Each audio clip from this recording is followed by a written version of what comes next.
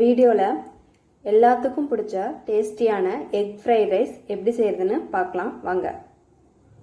பாஸ்மதி அரிசியை 20 நிமிஷம் ஊற வச்சு 1 டம்ளர் அரிசிக்கு 1.5 டம்ளர் தண்ணியை ஊற்றி ஒரே ஒரு விசில் விட்டு வேக வச்சு எடுத்துக்கலாம். இது கூட கொஞ்சம் ஆயில் ஊற்றினா இது ஸ்டிக்கியாக இருக்காது. ஒரே ஒரு ஸ்பூன் ஆயில் சேர்த்துக்கலாம். கூட உப்பு சேர்த்து வேக வச்சிடலாம். வெந்த சாதத்தை ஆற வச்சுக்கலாம். ஒரு அகலமான பாத்திரத்தில் தேவையான அளவு ஆயில் ஊற்றிக்கோங்க. ஆயில் சூடானோடனே ஒரு முழு பூண்டை பொடி பொடியாக நறுக்கி வச்சுருக்கேன், அதை சேர்த்து வதக்கிக்கலாம். இது கூட 2 பெரிய வெங்காயம் நீல வாக்கில் கட் பண்ணி வச்சுருக்கேன், அதையும் சேர்த்துக்கலாம்.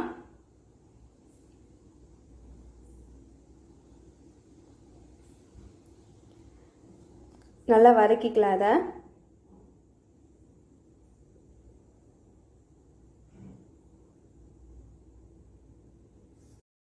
மூணு முட்டை எடுத்திருக்கேன், அதை நல்லா மிக்ஸ் பண்ணி இதோட சேர்த்துக்கலாம்.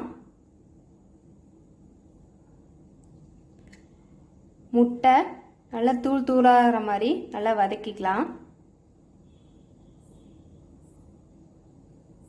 முட்டை நல்லா வதங்கிருச்சு. இது கூட 2 குடமிளகாய் நீல வாக்கில் கட் பண்ணி வச்சுருக்கேன், அதை சேர்த்துக்கலாம். இதையும் கொஞ்சம் நல்லா வதக்கிக்கலாம். இது கூட காரத்துக்கு தகுந்த மாதிரி மிளகாத்தூள் சேர்த்துக்கலாம். நான் 1 ஸ்பூன் மிளகாத்தூள் சேர்த்துக்கிறேன். 1/2 ஸ்பூன் கரம் மசாலா தூள் சேர்த்துக்கலாம்.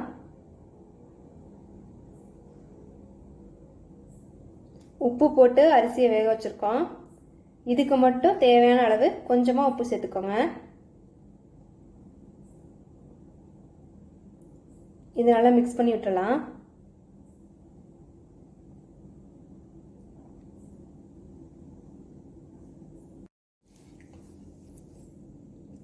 இது கூட 1 ஸ்பூன் சோயா சாஸ் சேர்த்துக்கலாம்.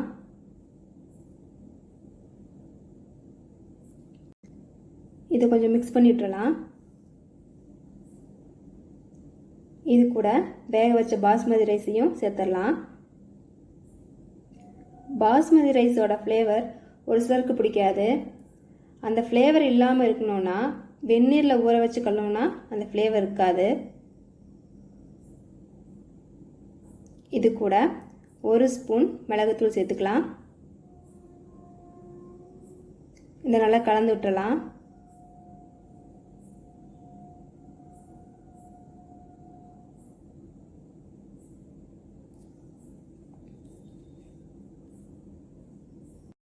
இது கூட கொஞ்சம் கொத்தமல்லி தூவி இறக்கிடலாம். அவ்வளோதான், நம்ம எக் ஃப்ரைட் ரைஸ் தயார்.